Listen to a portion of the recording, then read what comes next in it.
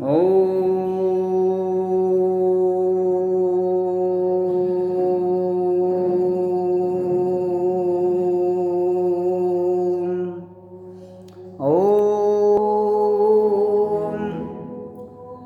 ध्यान योग के लिए सर्वप्रथम हमें ओम का उच्चारण करना है, अपनी सांसों को देखना है और ध्यान भ्रिकुटी और त्रिकुटी से ऊपर सत्य लोक तक ले जाना है। तो इसलिए इसको कर रहे हैं। ओम, ये प्रोसेस 20 मिनट का है। ओ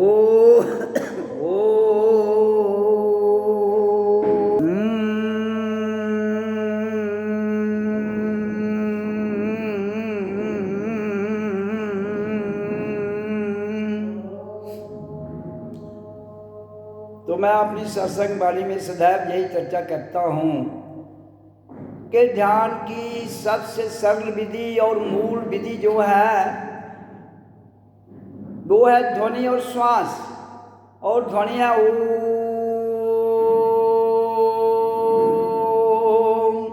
तो श्वास इसके साथ आ रहा है, जा रहा है, आ रहा है, जा रहा है। जब करते हैं, जब संपन्न होता है तो श्वास ऑटोमेटिक आ जाता है। तो संसार में ध्यान की विधि का सर्वप्रथम जो ध्यान में जाने का मार्ग है वो है ओम का उच्चारण और श्वास क्रिया। तो इसको 20 मिनट करने की आवश्यकता है। तो इससे पहले मैंने बताया है कि ये संसार कर्म भूमि है, आपको अपने कर्म में कर्म निष्ठावान होना चाहिए।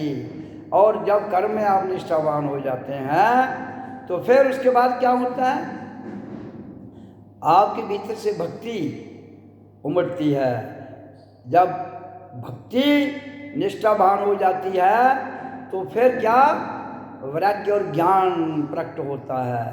जब ज्ञान और वैराग्य प्रकट होता है तो फिर पवित्रता आती है, और पवित्रता के द्वारा ही फिर ओम की ध्वनि से ध्यान, श्वासों से ध्यान की क्रिया शुरू हो जाती है।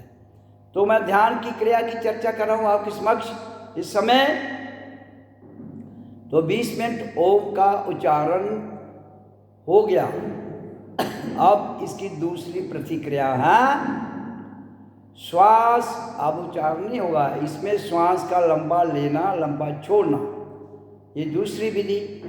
तीसरी विधि इसकी है केवल श्वास का आना जाना उसको देखना, और भीतर मौन में ओम सो अहं ओम, इन 3 अक्षरों का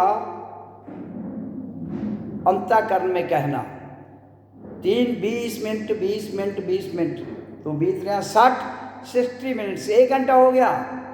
उसके बाद जब 1 घंटा हो जाता है उसके बाद शवासन में 20 मिनट के लिए लेटना है। शवासन अगर 20 से ज़्यादा भी हो जाए तो कोई दिक्कत नहीं, तो कोशिश करो 20 मिनट के लिए शवासन में रहो। तो ये 4 मूल प्रतिक्रियाएं हैं ध्यान की। ये मूल हैं और सरल हैं। बाकी दुनिया की विधियां तो बहुत है, लेकिन हमने मूल में और सरल में करने की आवश्यकता है। जहाँ झंझट हो उसको करने की जरूरत नहीं है, क्योंकि झंझट में पड़ोगे तो झंझट में जाओगे।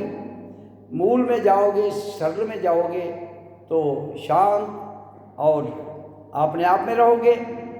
इसलिए ओम के उच्चारण के बाद हम दूसरी प्रतिक्रिया चालू करेंगे। श्वास को खींचिए,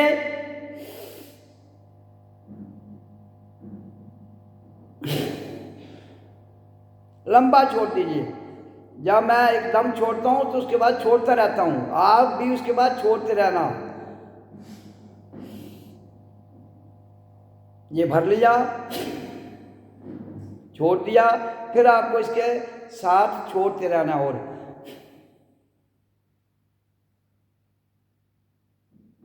फिर ब्रीद इन, पेट तक जाने दो श्वास को, नाभि तक। इसको तंत्रा क्रिया भी कहते हैं, बेस तक जाना। फिर छोड़ दीजिए।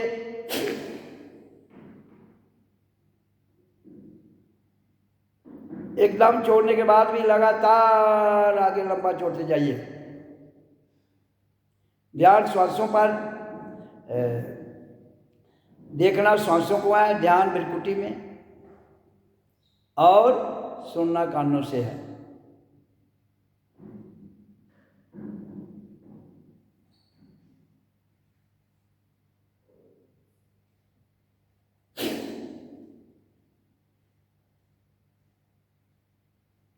जैसे श्वास को छोड़ना है तो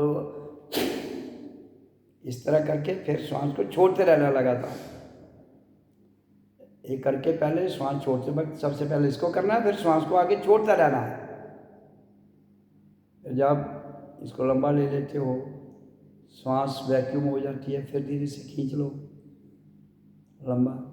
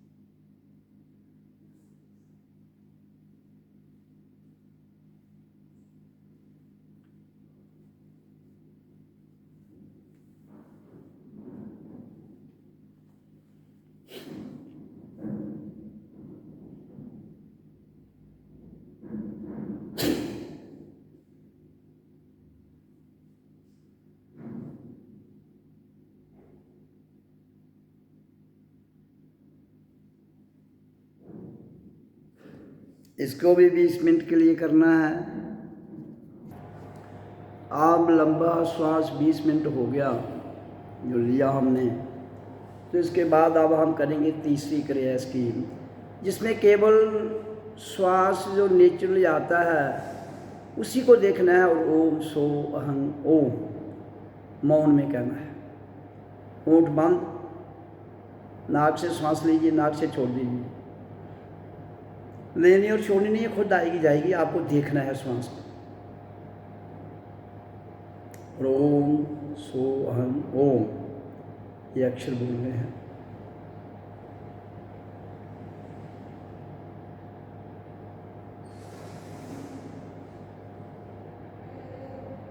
ये क्रिया भी 20 मिनट की होगी। 2 क्रियाएं तो मैंने बता दी, ओम लंबी श्वास क्रिया, वो भी 20-20 मिनट की, ये भी 20 मिनट की।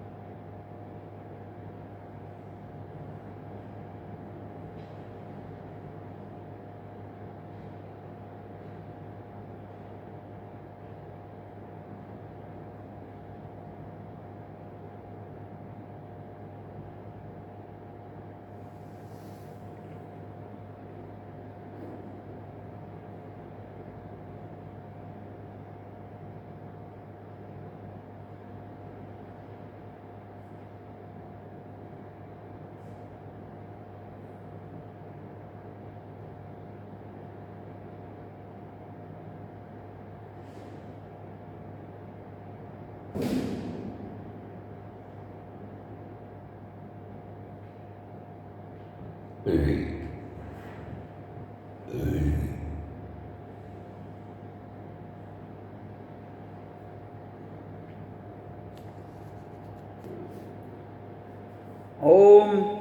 तो तीसरी जो क्रिया है वो संपन्न होती है। ये भी 20 मिनट की है, तो 20 मिनट हो गए हैं। अब हमें चौथी प्रतिक्रिया में जाना है, जिसको शवासन कहते हैं। तो 3 प्रतिक्रिया जो 20-20 मिनट की हो गई, और चौथी है शवासन, उसमें भी 20 मिनट। उसमें कुछ भी नहीं करना है, केवल शांत लेट जाना है शवासन में। ओम ओम ओम के ध्यान की विधि के लिए सर्वप्रथम 20 मिनट ओम का उच्चारण, ओम।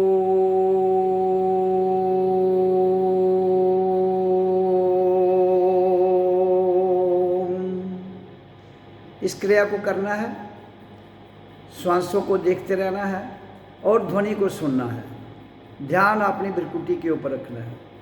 तो दूसरी क्रिया जो थी वो मैंने बताई थी, श्वास को लंबा लेना, लंबा छोड़ना। तो उससे ऐसा है, श्वास को खींचिए, मुंह को बंद रखिए, नाक से लंबा नाभि तक ले जाइए, फिर उसको छोड़ना है। जब नाभि तक चला जाए ऐसे छोड़ के फिर छोड़ते रहना उसको कंटिन्यूटी में आगे।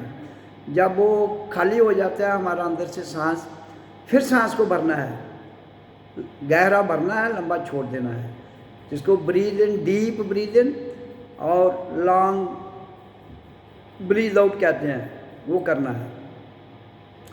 क्रिया उसमें भी वही रहेगी, श्वासों को देखना, ध्यान बिल्कुल यहाँ से लेकर यहाँ तक रहे और शांत बैठना। तो वो भी क्रिया 20 मिनट की अभी जो की।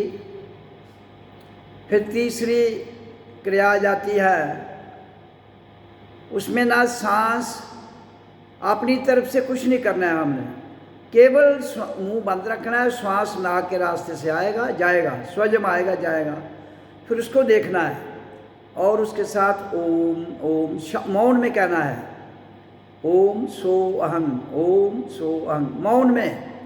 उसको 20 मिनट मौन में कहते रहिए और श्वास नेचुरली आ रही है उसको देखते रहिए। ध्यान फिर उधर ही जहाँ भ्रुकुटी और त्रिकुटी के ऊपर। तो ये 3 प्रतिक्रियाएं ध्यान के लिए 20-20-20 मिनट की। और चौथी प्रतिक्रिया जिस क्रिया की मैं चर्चा कर रहा हूँ वो है शवासन। तो 3 तो आज मैंने इधर पूरी कर ली। अब चौथी के लिए क्या करना है, हमने शवासन में लेट जाना है। अगर तो आसन है अपना लेटने के लिए तो लेट जाओ, अगर कुर्सी पर हो तो फिर कुर्सी पर हो तो शरीर को बिल्कुल इस तरह छोड़ दो जिस तरह सब मैंने मुर्दे की तरह होता है। तो उसको कैसे करना है आपने,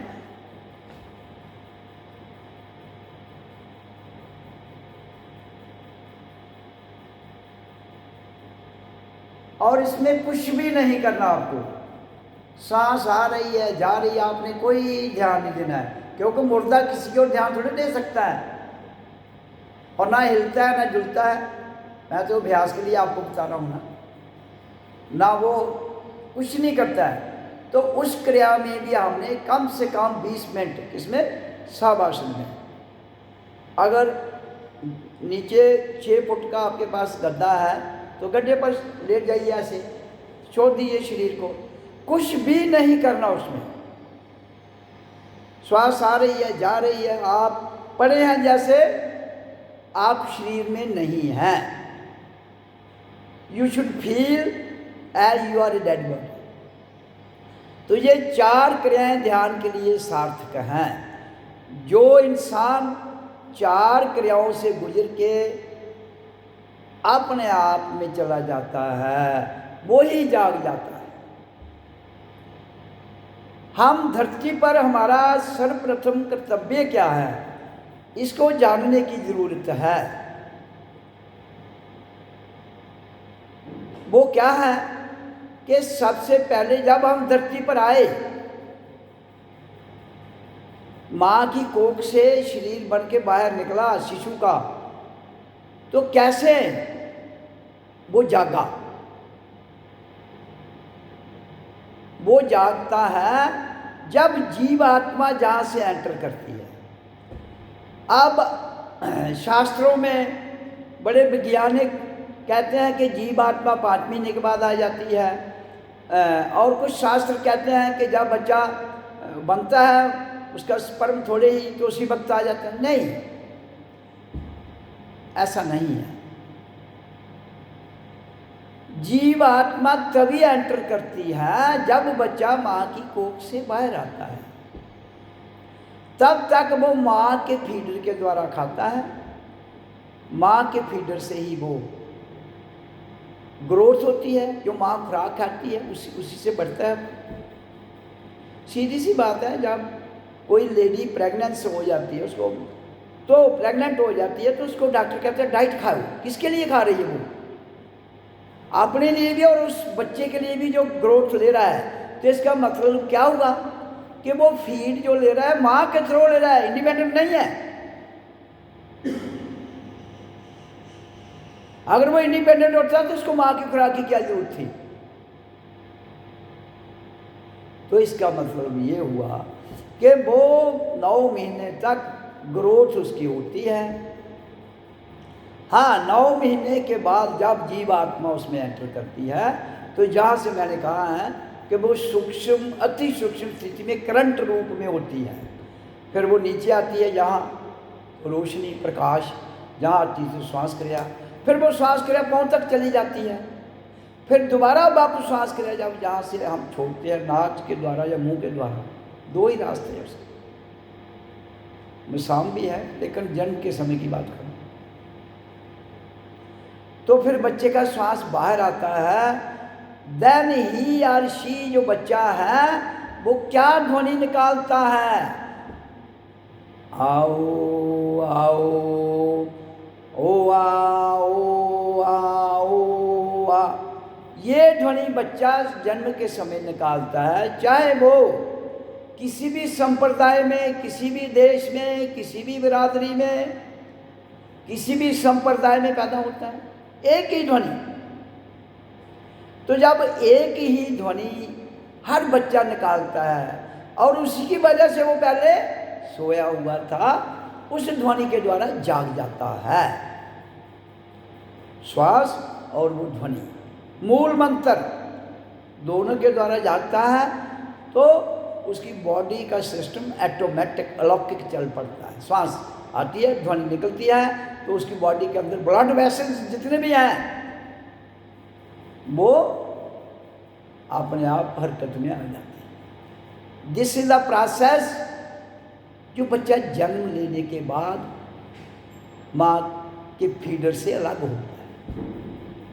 पैदा होते ही वो फीडर काट दिया जाता है, नाड़ू जिसको कहते हैं, तो वो इंडिपेंडेंट हो जाता है। फिर वो अपनी खुराक इंडिपेंडेंट लेता है, लेकिन फिर भी वो दूध ले रहा है माँ का, तब भी माँ को बचाया जाता है।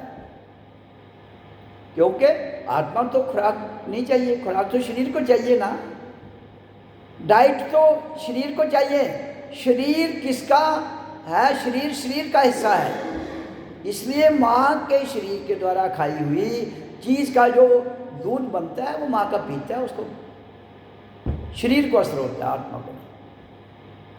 आत्मा ना मरती है ना पैदा होती है, शरीर पैदा होता है और मरता है। और जीव सूक्ष्म स्थिति में जीव आत्मा से जुड़ा रहता है। जब वो सूक्ष्म स्थिति में जुड़ा रहता है तो वो जीव है क्या? वो जीव है सूक्ष्म मन, सूक्ष्म शरीर, सूक्ष्म बुद्धि, दिमाग, जितने भी ये दिमाग, मन, बुद्धि, शरीर, इसकी सूक्ष्म अवस्थाएं हैं, वो उस आत्मा से जुड़ी हुई है।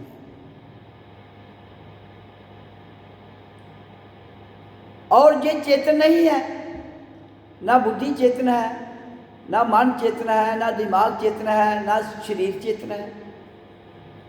सूक्ष्म स्थिति इनकी जरूर है, चेतन नहीं है, जागे हुए नहीं है। तो जब ये जागे नहीं है तो इनको जगाना है। ये कैसे?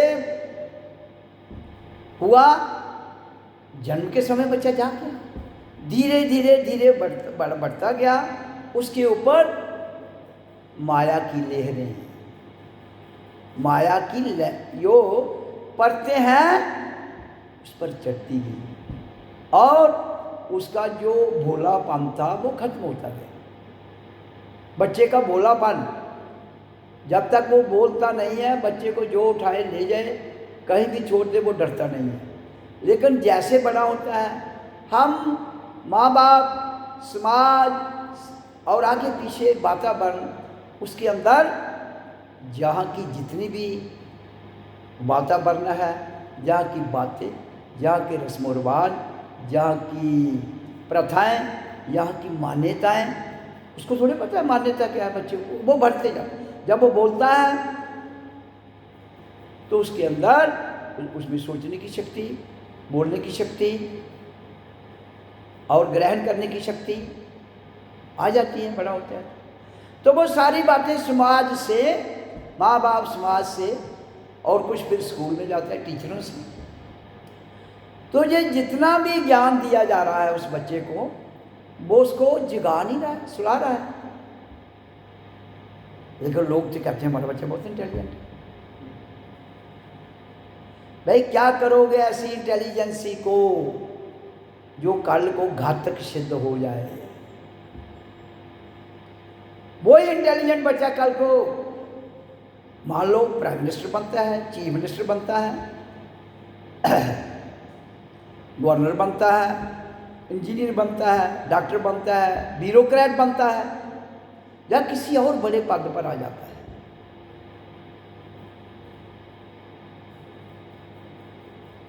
तो वो जागा हुआ नहीं है। उसको क्या कहते हैं? दिमाग बहुत है उसके पास, बुद्धि बहुत है, उसको कहते बुद्धिवादी, उसको कहते मनोवादी, उसको कहते संप्रदायवादी।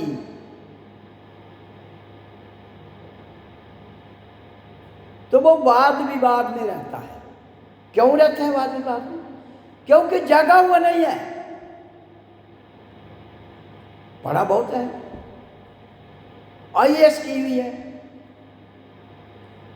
तो जागने के लिए है क्या? वो पढ़ाई नहीं है जो आपको इंजीनियर बनाती है, जो आपको डॉक्टर बनाती है, जो आपको IAS करवाती है,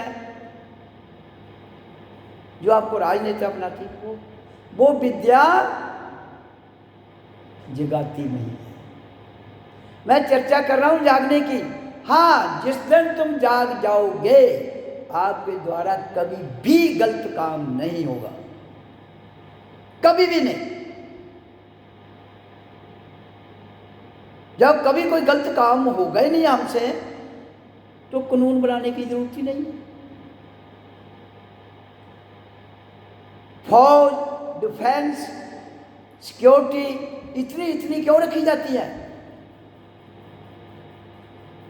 कि जो गलत काम करता है उसको सजा दो। जब दुश्मन, जिसको हम समझते हैं वो बॉर्डर क्रॉस करें, तो उसके प्रति उसको रोको। तो जब हम कहते हैं वासुदेवम कुटुंबम, पूरी धरती एक परिवार है, तो फिर बॉर्डर की काहे की, फौज काहे की? बताइए। इसका अर्थ है कि परिवार ने परिवार को ही उड़ाना है। क्यों उड़ाना है? दोनों सोए हुए हैं। परिवार एक है, बड़ा हो गया, उसमें आगे छोटे छोटे परिवारों में बंट गए। तो अगर जागा हुआ परिवार है तो वो गोली क्यों चलाएगा? तो बंटा हुआ परिवार है, जागा हुआ नहीं है। बांटने का काम तो कर दिया समाज को। हिंदू, मुसलमान, सिख, ईसाई, बौद्ध, जैन, ब्राह्मण, खत्री, वैश्य, शूद्र, ये काम कर दिया बांटने का तुमने। तो जब तुम पैदा हुए तो एक ही ध्वनि से क्यों पैदा हुए? फिर ये प्रश्न उठाना चाहिए ना, अपने भीतर से प्रश्न उठाना चाहिए कि जब हम पैदा हुए, जो बच्चा जहां भी पैदा हुआ उसके भीतर से एक ही ध्वनि निकली, ओ आ, जिसको ओम कहते हैं। वही ध्वनि को एक संगीत में ले जाकर ओम कहा गया है, राइट संगीत में। और श्वास जीवन है, श्वास का आना जाना जीवन है। तो श्वास जो आ रहा है जा रहा है वो जीवन और मृत्यु। श्वास आ रहा है तो जीवन है, गया तो वापस नहीं आया तो मृत्यु। लोग कहते हैं मृत्यु क्या होती है? श्वासों का नहीं आना मृत्यु है। तो जब श्वासों का आना जीवन है, जाना मृत्यु है, वापस ना आए तो लंबी कहानी मौत पैदा होना क्या है?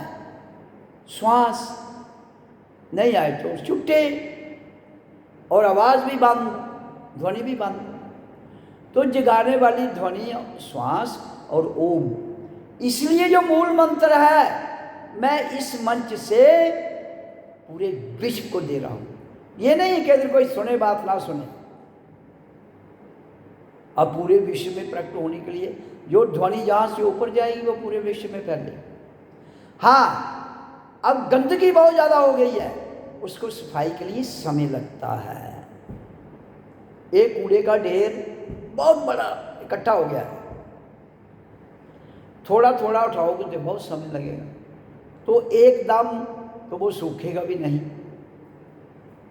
ऊपर का सूखेगा भाग उसको हटा दो, फिर उसके नीचे गीला उसको उठाओ। एक गंदगी का ढेर लगा दो, सूरज की रोज गर्मी उस पर पड़ेगी, ऊपर का सूखेगा पहले।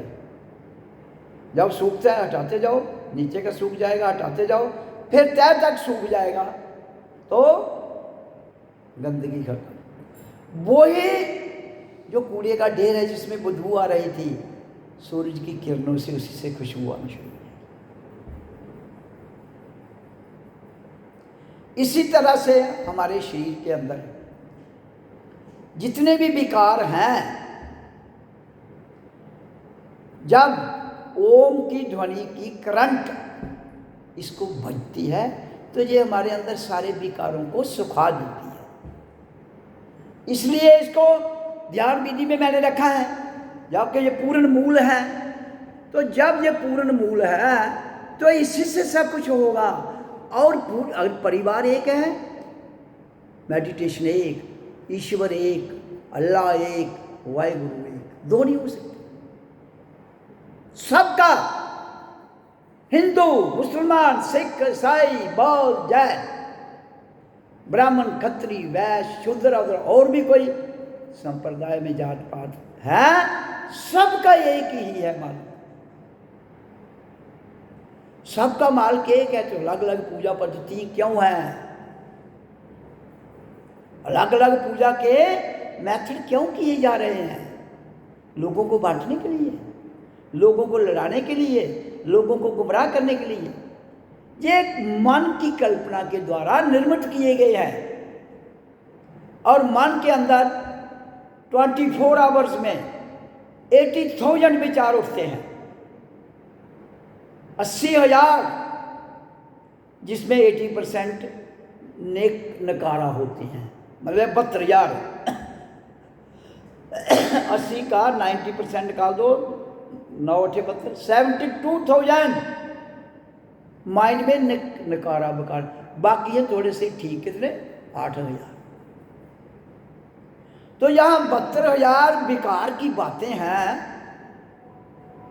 8 क्या करेंगे? वो भी उनसे फंस जाते हैं, वो भी उनके साथ हो जाते हैं, तो मामला गड़बड़ हो गया। उस गड़बड़ मामले को ठीक करने के लिए ही हम क्या करवाते हैं?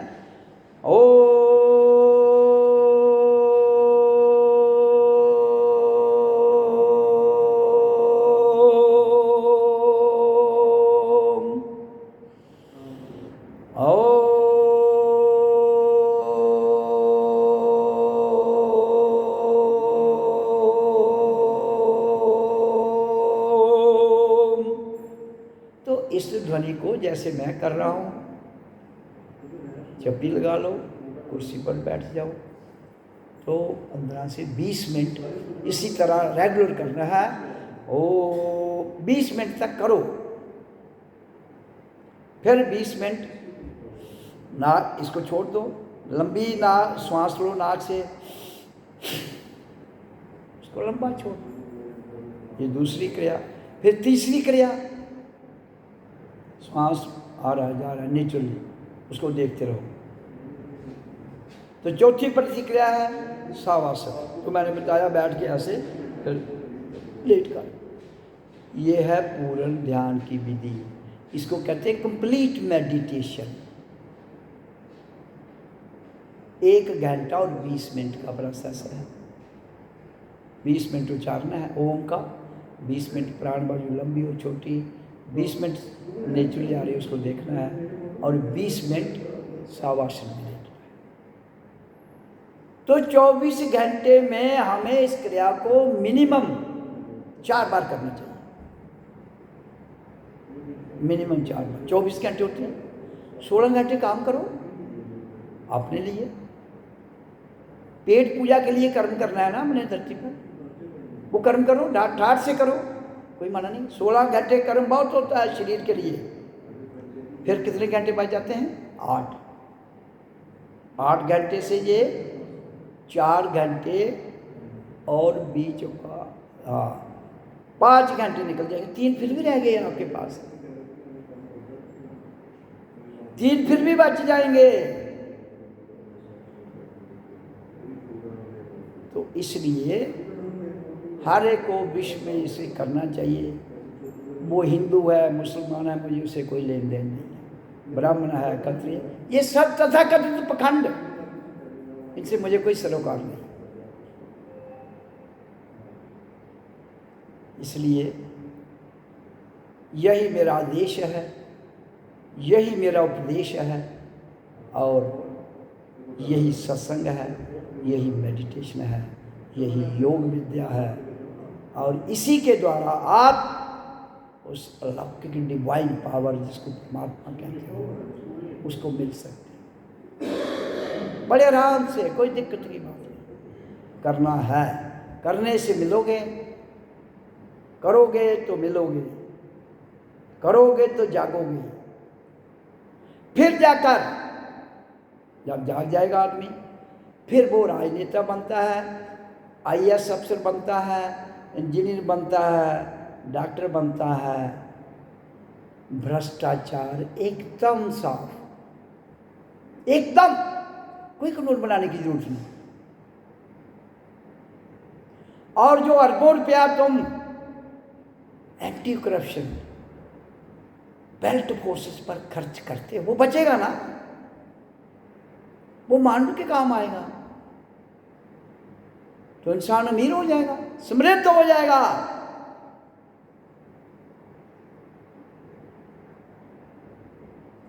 इस धरती में इतना धन है कि ये 100 करोड़ ये 800 करोड़ पॉपुलेशन है ना, 16,000 करोड़ भी पॉपुलेशन हो जाए तो भी कमी नहीं है। 600 बिलियन पॉपुलेशन हो जाए वो भी ये धरती फीड कर सकती है। 600 बिलियन, 600 अरब, अभी तो 800 करोड़ है।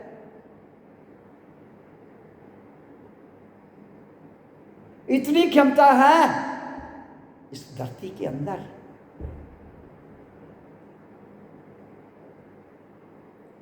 तो गड़बड़ कहाँ हो रही है? सोकर काम करने से।